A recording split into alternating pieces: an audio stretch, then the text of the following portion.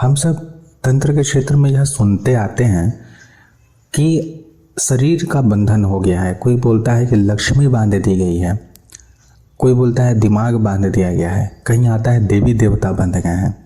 तो देवी देवता किस प्रकार से बंधते हैं, तांत्रिक या जो भी भगतवाल के साधक होते हैं जो इस प्रकार के कृत्य को करते हैं वो किस प्रकार से करते हैं, इसके विषय में, या पितृ इत्यादि कैसे बनते हैं, इसके विषय में विस्तृत जानकारी चैनल पे दी हुई है।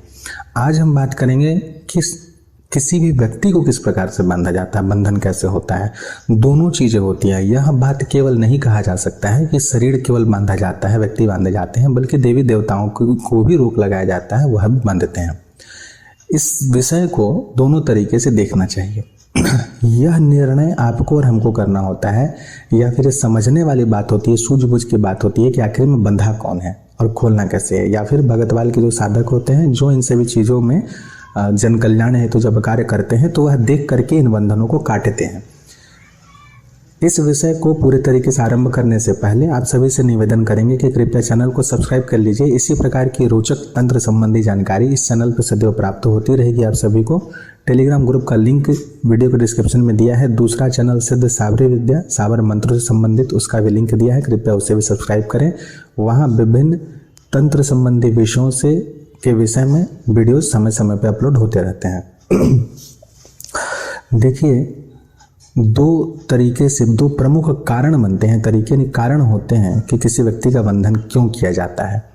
सबसे पहला विषय को समझिए। जब भी कोई व्यक्ति आपके उन्नति से ईर्ष्यालु प्रवृत्ति का हो जाता है, आपके आस पड़ोस, आपके रिश्तेदार, आपके अपने ही परिवार के कोई व्यक्ति जब ईर्ष्या करते हैं, तब वह आपकी उन्नति की अवनति के लिए, उसे रोकने के लिए अविचार इत्यादि का सहायता लेते हैं। तो जिस भी व्यक्ति के पास वह अविचारिक की गतिविधि के लिए जाएंगे, अविचारिक प्रयोग के लिए जाएंगे कि हाँ सामने वाले का हानि हो, तो सामने वाला व्यक्ति जो है, यानी कि जो भी तांत्रिक है, आपका शत्रु जो आपके ऊपर प्रयोग करेगा, वो पहले देखेगा कि आखिर में आपके घर के देवी देवता कौन है, कितना सामर्थ्य है उस व्यक्ति में कि वह इन देवी देवताओं को रोक सके अपने वचन से, अपने सिद्धि से, मंत्र से।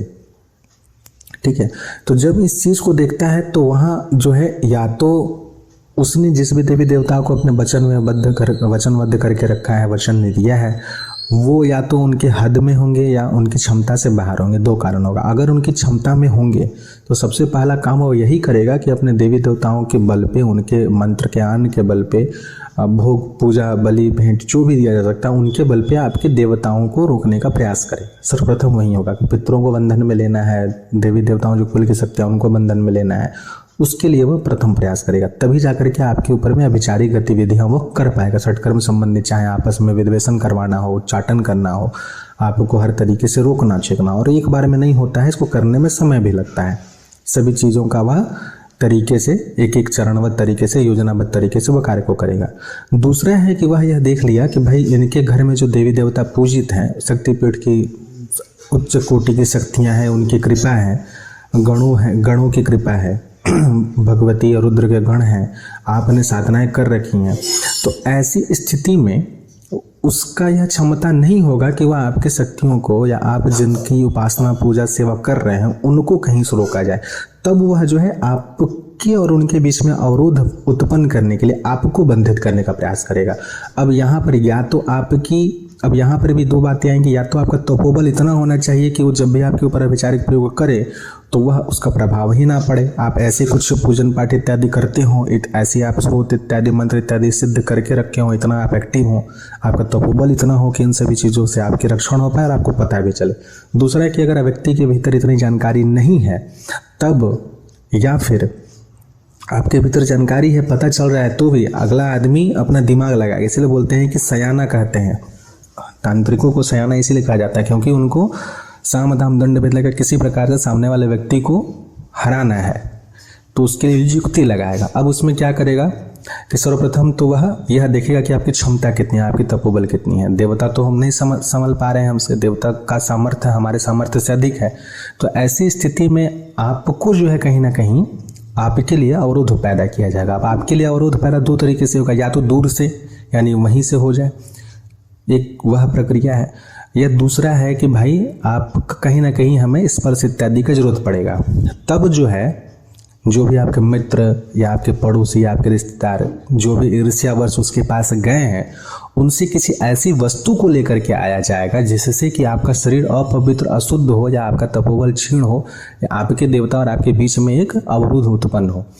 उस वस्तु को चाहे तो खिलाने पिलाने के माध्यम से या सिर्फ आपके घर में फेंक करके या आपको केवल उंगली से दिखा करके, ऐसी भी चीज़ें होती हैं सिर्फ उंगली से दिखाया जाता है, सामने आकर के दिखाया जाता है, या गंध के माध्यम से कुछ ऐसा चीज़ इसको सूंघा करके ही सिर्फ आप तक पहुंचा दिया जाए और उसको सूंघने के बाद से आप पूरी तरीके से उच्चाटित हो जाएंगे, आपका मन विचलित हो जाएगा, पूजा पाठ में मन ही नहीं लगेगा। तो इस प्रकार की क्रियाओं को करने के बाद से आपके शरीर को पहले अशुद्ध किया जाएगा और जब यह कड़ी टूट जाएगी, आपसे और आपके उपास्य के बीच की यह तंत्रात्मक कड़ी जब टूट जाएगी, तब अभिचार प्रयोग के द्वारा आपके शरीर को बंधन में ले लिया जाएगा।